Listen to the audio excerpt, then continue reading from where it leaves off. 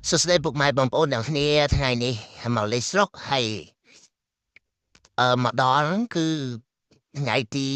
11ឯងមិនដែលថ្ងៃ12នេះគេមានការបូមត្រីណាហើយដេកកំពុងតែដេកស្រួលក្មួយមកដាក់ថាពូវាបូមត្រីឯងចឹងក៏ទាញទូរស័ព្ទហ្នឹងចុះពីលើផ្ទះទៅលុបមកហ្នឹងទៅទាញទូរស័ព្ទទៅថតអ្នកចាប់ត្រីគេប្រើបូមណាទឹកគ្រឿងច្រើនដែរណាបូមគេប្រើរៀបចំដាក់ម៉ាស៊ីនតនបច្ឆេះបូមបានផ្លាស់ហើយបើតែវាអត់តន់វិញម៉ាស៊ីនមានបញ្ចូលខ្យល់ក៏ស្អាយយកហ្នឹងរុំសារថ្មីដើម្បីឲ្យវាចិត្តរនខ្យល់ដើម្បីបើកលឿនណាហើយមើលអ្នករុំសិនដាក់ដួសរុំហង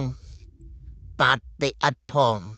ព្រោះនៅខាងខ្ញុំនេះគេយំបូមត្រីចឹងបូមត្រីគេប្រើយំសិនមកបូមហើយមួយយកនេះទៅដាក់មុខសយោកុំឲ្យនឹងត្រីវាចូលនឹងសយោហ្នឹង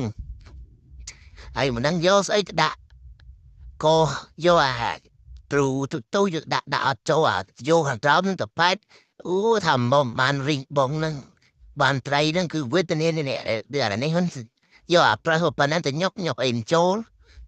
ហើយក៏រៀបចំធ្វើកុំឲ្យត្រីចូលតាមប្រព័ន្ធសយោណាដើម្បីកុំឲ្យវាចូលទៅវាកាត់ខ្លះពេលវាខូចអស់ត្រីចឹងណាហើយនេះក្មួយដើររឹកខ្ចោមរឹកខ្ចៅមានខ្ចៅហើយមានខ្ចងទៀតនៅក្នុងស្រះហ្នឹងនិយាយទៅនៅក្នុងស្រះហ្នឹងមានទាំងត្រីមានទាំងខ្ចងហើយមានទាំងត្រីតូចមានដូចប្របិញមានត្រីប្រាទៀតត្រីប្រាក៏ច្រើនប៉ុន្តែខ្ចងកំពុំបើសិនជាយើងឆ្នៃវាទៅឆាគ្រឿងហើយជាឆ្ងាញ់ហើយរឿងមួយក៏ទៅអាំងទឹកត្រីផ្អែមខ្យល់ឡើងក៏ហមហើយធំផងណាបងប្អូនប៉ុនក៏ដៃហើយនេះយើងបូមរីងមកនេះរីងនៅខាងចុងហើយអត់ទាន់រីងតើជ្រៅហ្នឹងទេហើយអញ្ចឹងទៅក៏ចាប់បដើពី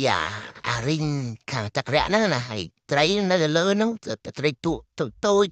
ត្រីចង្វាត្រីអីវាចាប់ព្រាតហ្នឹងហើយខូចចាប់បដើមចាប់